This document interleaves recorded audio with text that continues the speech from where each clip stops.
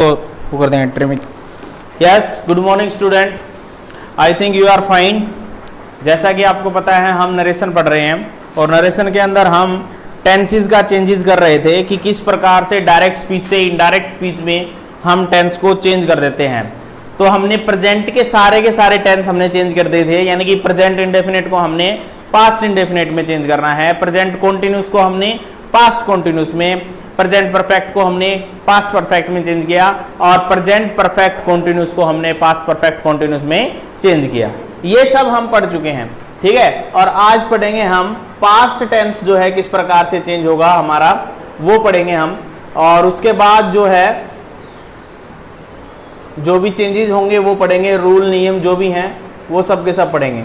तो देखिएगा, सबसे पहले है हमारा प्रेजेंट के सारे टेंस हो चुके थे हमारे, आज पढ़ेंगे हम पास्ट इंडेफिनिट। तो इसके साथ इसमें जो है आपका एक बेनिफिट ये रहेगा कि आपके टेंस भी क्लियर हो रहे हैं साथ साथ में। पास्ट इंडेफिनिट टेंस के अंदर क्या है, पास्ट इंडेफिनिट टेंस अगर डायरेक्ट स्पीच में दिया गया है, तो उसको हमने चेंज कर देना है किसमें, देखिएगा किस प्रकार से। पास्ट इंडेफिनिट को हम बदलेंगे पास्ट परफेक्ट में।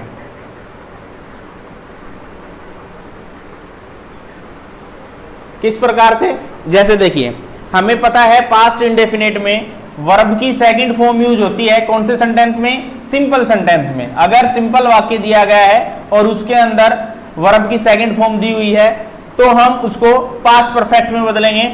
अगर यहां did plus not plus verb की फर्स्ट फॉर्म दी हुई है, यानी कि वाक्य हमारा नेगेटिव है, नेगेटिव या इंटेरोगेटिव है, तो भी हम इसको किस में चेंज करेंगे, तो भी हम पास्ट परफेक्ट में चेंज करेंगे। और पास्ट परफेक्ट की एक ही पहचान है बेटा, हैड प्लस वर्ब की थर्ड फॉर्म। क्लियर है बात। तो ये था हमारा पांचवा टेंस जो है पास्ट इंडेफिनिट। मैंने बताया था 4 प्रेजेंट के बता दिए थे किस प्रकार से वो हमारे चेंज होंगे।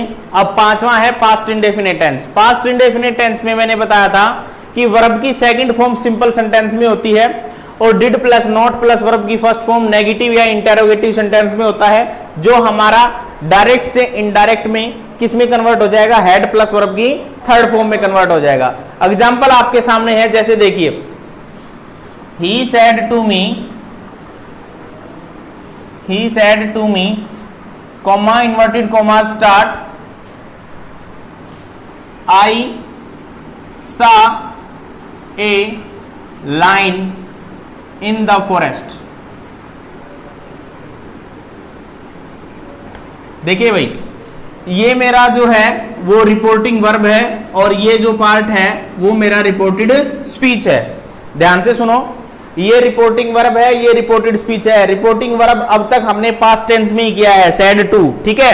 यानी कि यहां अगर हमारा पास्ट टेंस है और यहां हमारा कौन सा टेंस दे रखा है, पास्ट इंडेफिनिट टेंस दे रखा है और सिंपल सेंटेंस दे रखा है, तो इससे हमें ये पूरी की पूरी डायरेक्ट स्पीच है, इस डायरेक्ट स्पीच को हमें इनडायरेक्ट स्पीच में कन्वर्ट करना है। तो कैसे करेंगे, जैसे देखिए, ही सेड टू को हम कन्वर्ट करते आ रहे हैं टोल्ड में।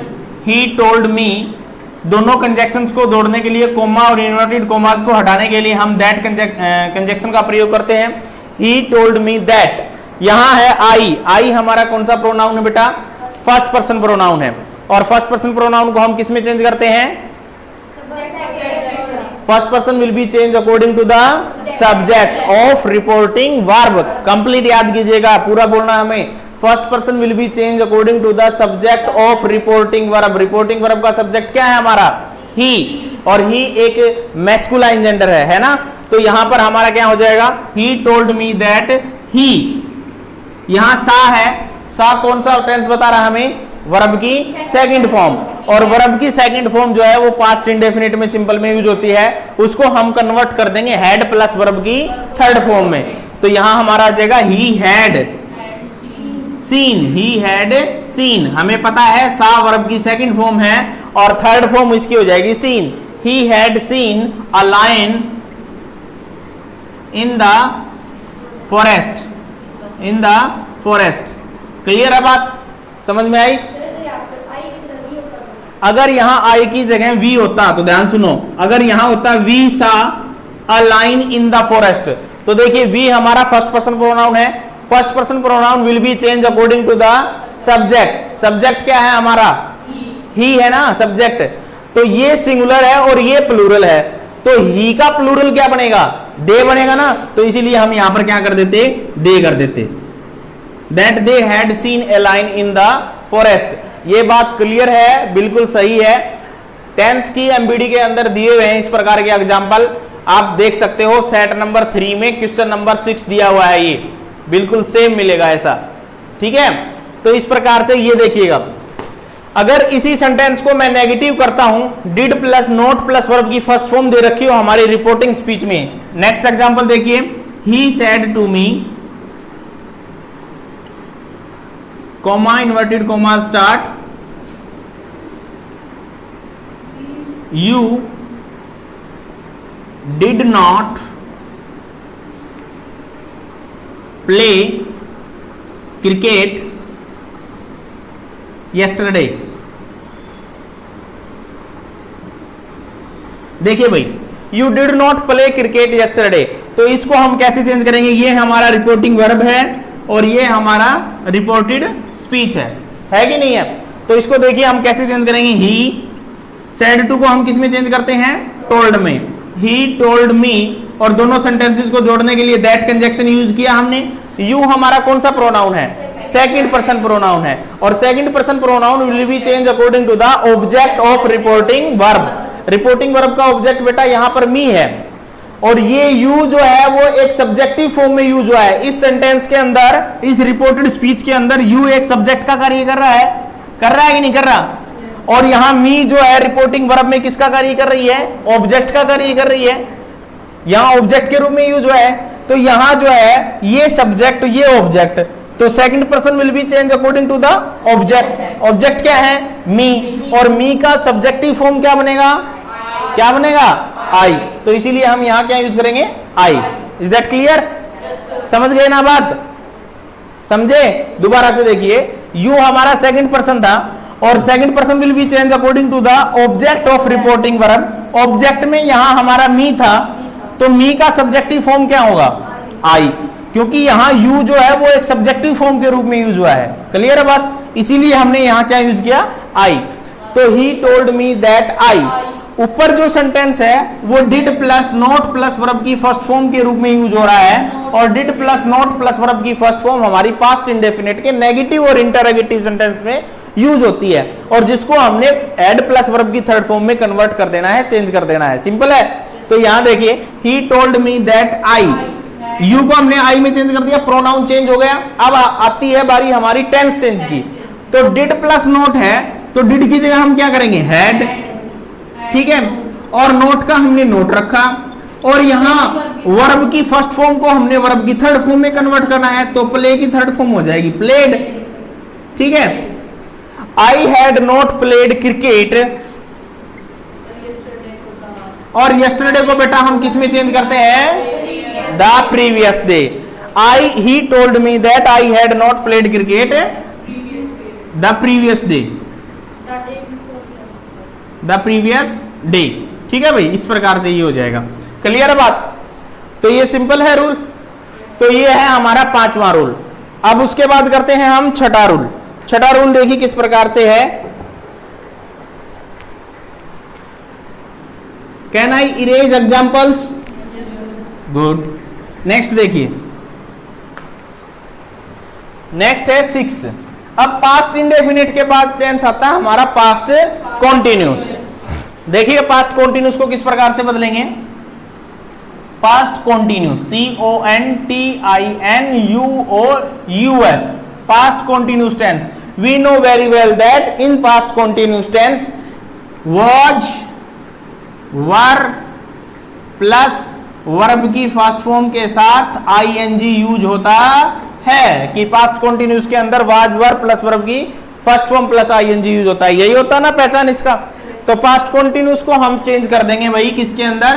पास्ट परफेक्ट के अंदर, पास्ट परफेक्ट कॉन्टिन्यूस के अंदर, past perfect continuous, past perfect continuous के अंदर हम इसको क्या कर देंगे? चेंज कर देंगे। ध्यान से सुनिएगा, यहां हमारा वाजवर प्लस ING है, वाज वर प्लस आईएनजी को हमने had plus been plus verb की फर्स्ट फॉर्म प्लस आईएनजी में चेंज कर देंगे। और पास्ट परफेक्ट कंटीन्यूअस की पहचान होती है भाई हैड बीन प्लस वर्ब की फर्स्ट फॉर्म प्लस आईएनजी, यही होता है ना, वर्ब की फर्स्ट फॉर्म प्लस आईएनजी। तो यहां पर देखिए एग्जांपल के माध्यम से आपको बिल्कुल अच्छे से क्लियर हो जाएगा। जैसे टीचर सेड टू मी, अध्यापक ने मुझे कहा, comma inverted comma start, you were writing a story, you were writing a story, ठीक है, you are writing a story. तो इसको देखिए भाई किस प्रकार से चेंज करेंगे। ये मेरा क्या है, रिपोर्टिंग वर्ब, और ये मेरा क्या है, रिपोर्टेड स्पीच, ठीक है। याद रखिएगा रिपोर्टिंग वर्ब कोमा से इस तरफ है, रिपोर्टेड स्पीच हमेशा इन्वर्टेड कोमास के अंदर क्लोज होती है। तो देखिए किस प्रकार से चेंज करेंगे। टीचर सेड टू मी, तो हम बदलेंगे सेड टू को किस में बदलेंगे, टीचर टोल्ड मी, दोनों कंजक्शंस को जोड़ने के लिए that, teachers told me that. अब यू हमारा कौन सा प्रोनाउन है, सेकंड पर्सन प्रोनाउन है। सेकंड पर्सन प्रोनाउन को हम कैसे चेंज करते हैं, according to the object of reporting verb. Object यहां मी है, ठीक है, तो मी को हम किसके हिसाब से बदलेंगे, मी का सब्जेक्टिव केस क्या बन जाएगा, I. Teacher told me that I, यहां वर यूज हो रहा है, वर्ब की first form plus ING use हो रहा है, यानी कि वाज वर प्लस वर्ब की फर्स्ट फॉर्म को हम कन्वर्ट कर देंगे पास्ट परफेक्ट में, यानी कि हैड बीन प्लस वर्ब की फर्स्ट फॉर्म प्लस आईएनजी में कन्वर्ट कर देंगे। क्लियर है बात। तो इसको हम कैसे लिखेंगे, teacher said to me you were writing a story को teacher told me that I had been writing a story, writing a story, finish, ठीक है। तो इस प्रकार से ये हमारा डायरेक्ट से इनडायरेक्ट में कन्वर्ट हो गया। Is that clear. अगर इसका नेगेटिव होता तो यहां हैड नॉट बीन राइटिंग हो जाता, ठीक है, नेगेटिव बना लोगे ना। इंटेरोगेटिव को मैं अलग से समझाऊंगा, वो आपको बिल्कुल क्लियर हो जाएगा। इसके अंदर मैं टेंस के अंदर सिर्फ सिंपल और कौन से नेगेटिव सेंटेंस चेंज करवा रहा हूं मैं आपको, प्रेजेंट के करवाए पास्ट के करवाए। अब देखिए नेक्स्ट क्या है, नेक्स्ट आता है हमारा 7 नंबर पे पास्ट कॉन्टिन्यूस के बाद आता है past perfect tense. Past perfect tense does not change, does not change, कि इस टेंस का हमारा रिपोर्टेड स्पीच आएगा तो वो चेंज नहीं होगा। 8th में है past perfect continuous. Past perfect continuous अगर आता है तो वो भी हम करेंगे does not change, does not change, कि इसको भी हम चेंज नहीं कर सकते भाई, ठीक है। नेक्स्ट आता है हमारा फ्यूचर टेंस। फ्यूचर को हम सिर्फ और सिर्फ एक पॉइंट में ही ऐड कर लेंगे। फ्यूचर के अंदर हमारा सेल किस में चेंज हो जाएगा, शुड में, विल वुड में, विल किस में, वुड में, मे माइट में, मे माइट में, MIGST, कैन कुड में, ठीक है। इस प्रकार से हमारा ये चेंज हो जाएगा फ्यूचर में। सिर्फ ये बात याद रखनी है, फ्यूचर में हमारा सेल शुड में, विल वुड में, मे माइट में, कैन कुड में, ठीक है। क्लियर है बात, कैन कुड में। हाँ, फ्यूचर में आप इस प्रकार से लिखो 9 में, 9 पॉइंट लिख के ये 4 पॉइंट लिख लो, ठीक है। फिर उसके बाद देखिए एक पॉइंट और है 13 पॉइंट, 10 पॉइंट लिख रहा हूं मैं ऊपर, ये हो गया clear.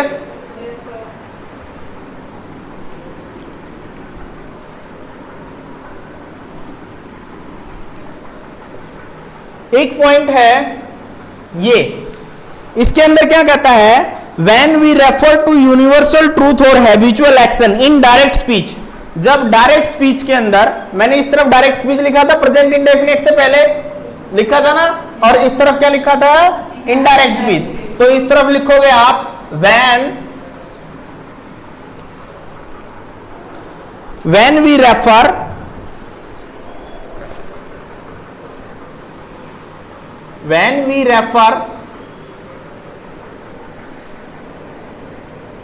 to universal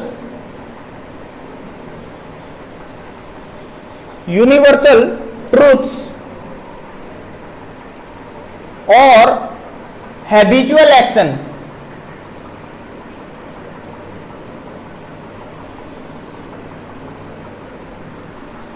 in direct speech, जब हमें डायरेक्ट स्पीच के अंदर क्या मिलता है, कोई यूनिवर्सल ट्रूथ मिलता है या हैबिचुअल एक्शन मिलता है, तो इनडायरेक्ट में क्या हो जाएगा भाई, वो इनडायरेक्ट में हो जाएगा the tense does not change, the tense does not change. ये बात याद रख लेना, जब भी हमारा रिपोर्टिंग स्पीच के अंदर यूनिवर्सल ट्रूथ दे रखी है कोई भी, या फिर हैबिचुअल एक्शन दे रखा है कोई भी, हमारा डेली रूटीन का कार्य होने वाला है, वो हमारा हैबिचुअल एक्शन होता है। अगर वो डायरेक्ट स्पीच के अंदर दिया गया है तो tense does not change. Example देखिए इसका, the tense does not change. Example देखो भाई,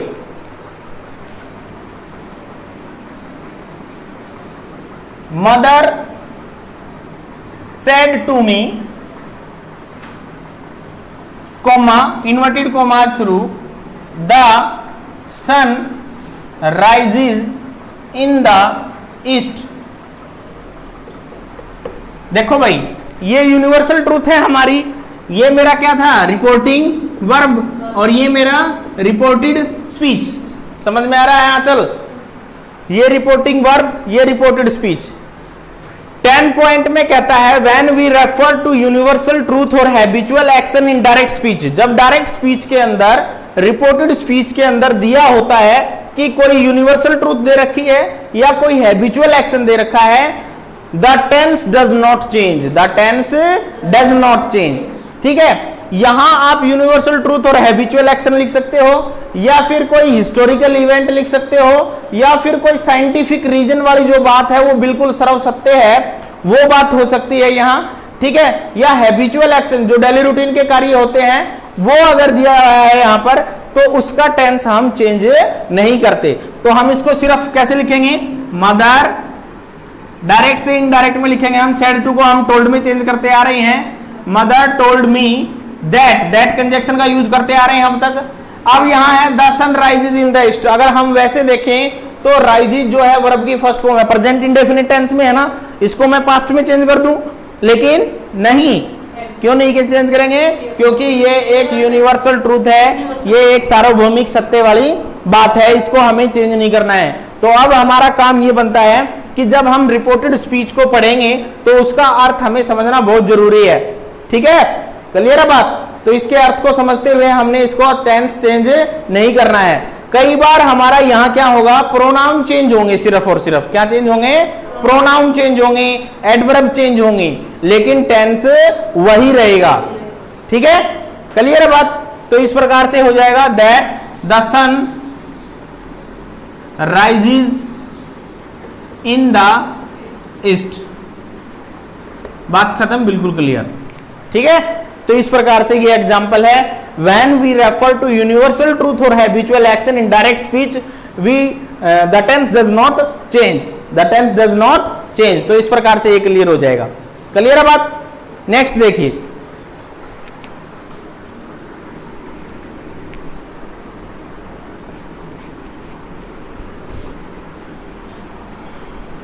और एग्जांपल देखिए इसका, हाँ,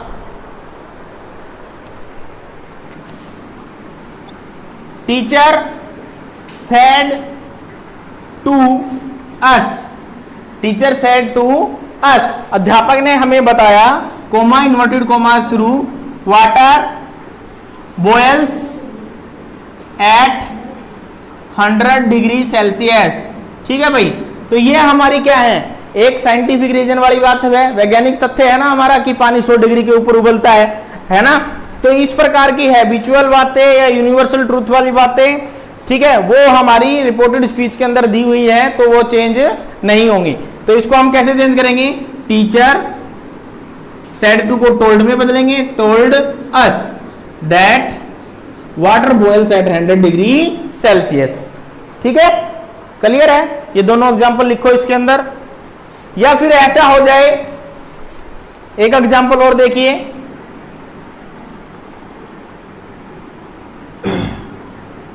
he said to me,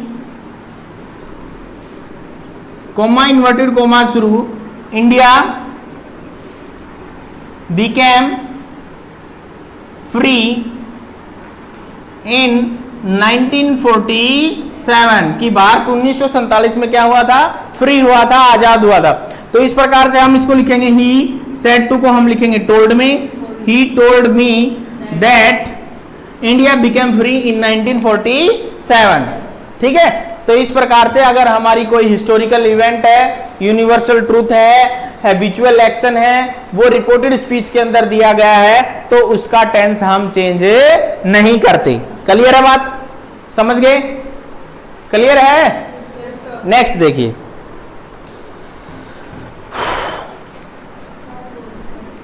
काफी है, एक और देखो आगे, नहीं इसका नहीं। नेक्स्ट पॉइंट क्या कहता है, नेक्स्ट पॉइंट ये कहता है कि जब हमारी रिपोर्टिंग वर्ब किसके अंदर होती है, प्रेजेंट टेंस के अंदर होती है, तो हम, चलो ये नहीं करवाता मैं, कुछ इंपॉर्टेंट फैक्ट करवाता हूं आपको। एक नहीं, एक इंपॉर्टेंट फैक्ट करवाता हूं जिसके अंदर 3 बातें हैं।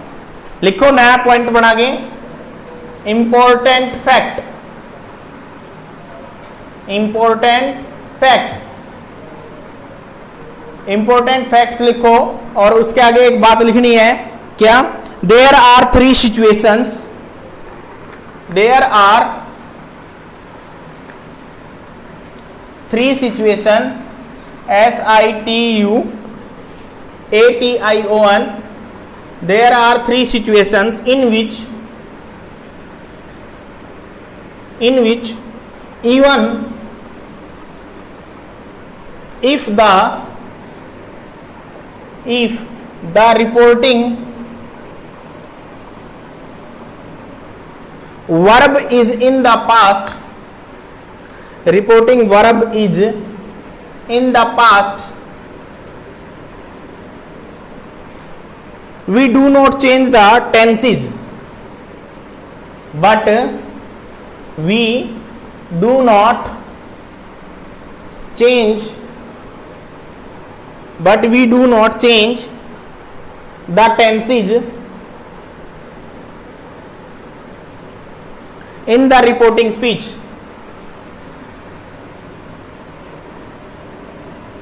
In the reported speech. ठीक है भाई, देखिएगा यहां क्या कहता है, ये कहता है इंपॉर्टेंट फैक्ट में कहता है देयर आर 3 सिचुएशन, यहां पर 3 सिचुएशन ऐसी होंगी, देयर आर 3 सिचुएशन इन विच, जिसके अंदर even if the reporting verb is in the past, जब हमारी रिपोर्टिंग वर्ब किसमें होगी, पास्ट टेंस में होगी, लेकिन but we do not change the tenses in the reported speech, लेकिन रिपोर्टेड स्पीच का टेंस हम चेंज नहीं कर सकते। कौन सी ऐसी 3 कंडीशन है वो सुनिएगा। एक मैं आपको अभी करवा चुका हूं, एक कंडीशन कौन सी है कि जब रिपोर्टेड स्पीच के अंदर हमारा क्या दे रखा हो, यूनिवर्सल ट्रूथ और हैबिचुअल एक्शन दे रखे हो, एक हो गई थी वो। ठीक है, एक कंडीशन तो वो है, क्लियर है बात। दूसरी कंडीशन क्या है, दूसरी कंडीशन मैं आपको डायरेक्ट लिखवा रहा हूं। दूसरी कंडीशन ये है कि भाई the reported speech has 2 clause and both in the past, the reported speech has, the reported speech has 2 clauses both in past,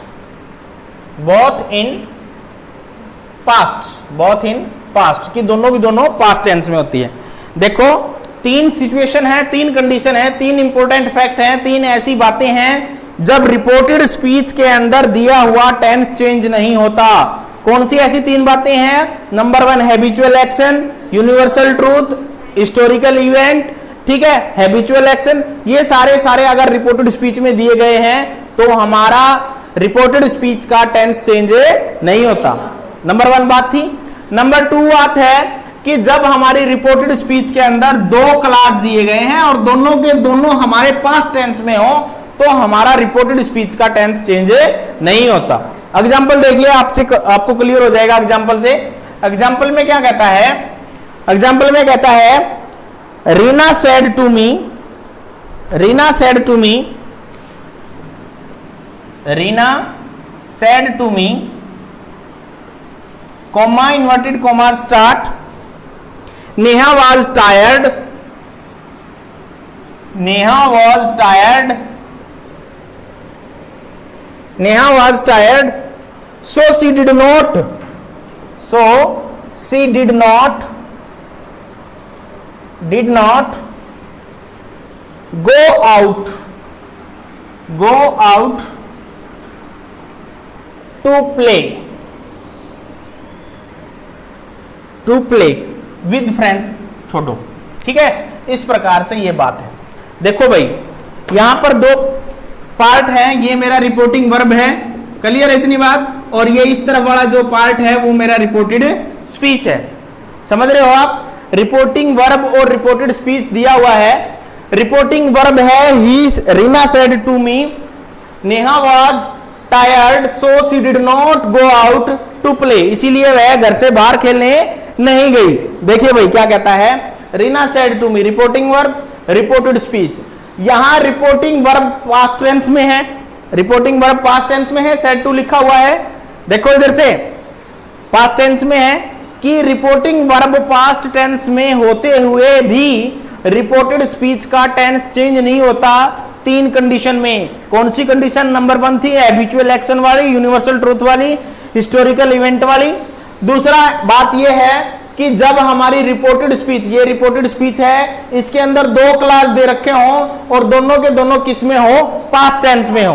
तो पहला टेंस है ही, नेहा वाज टायर्ड, कि नेहा थकी हुई थी, नेहा वाज टायर्ड, पास्ट में है।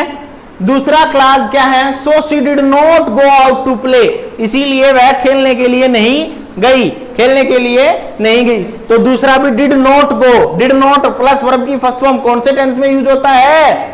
पास्ट इंडेफिनेट में। तो ये भी पास्ट हो गया, ये भी पास्ट हो गया। तो ऐसी सिचुएशन में भी हमारा रिपोर्टेड स्पीच का टेंस चेंज नहीं होता।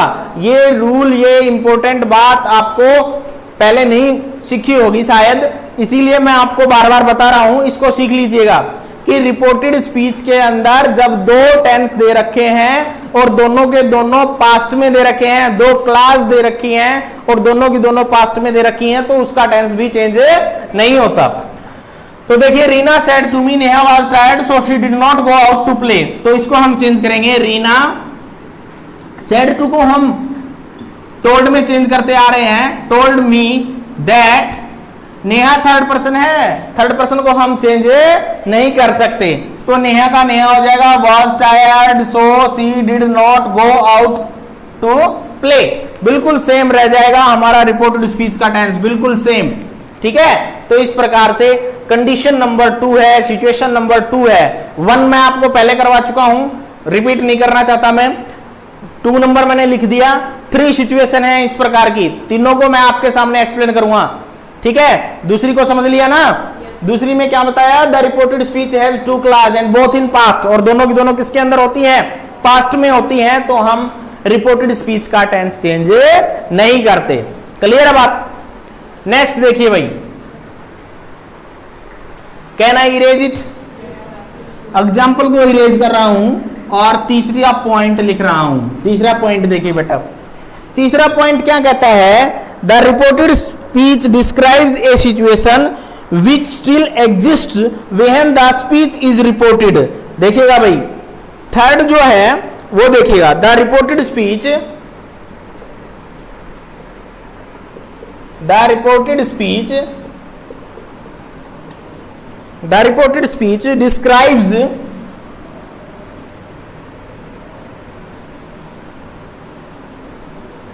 describes a situation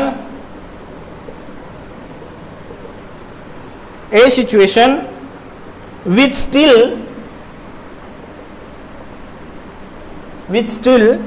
exists when the speech is reported.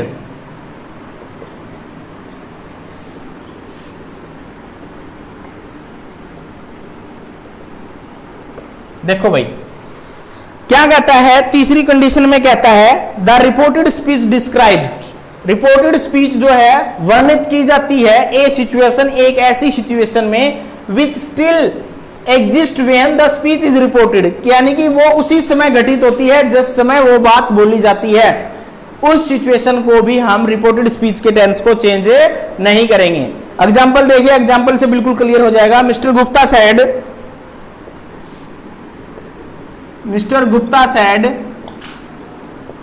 comma inverted comma start, all the flights are delayed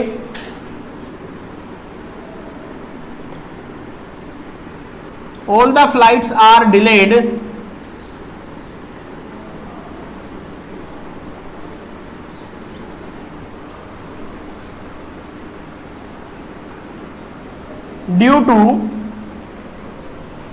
to heavy rains।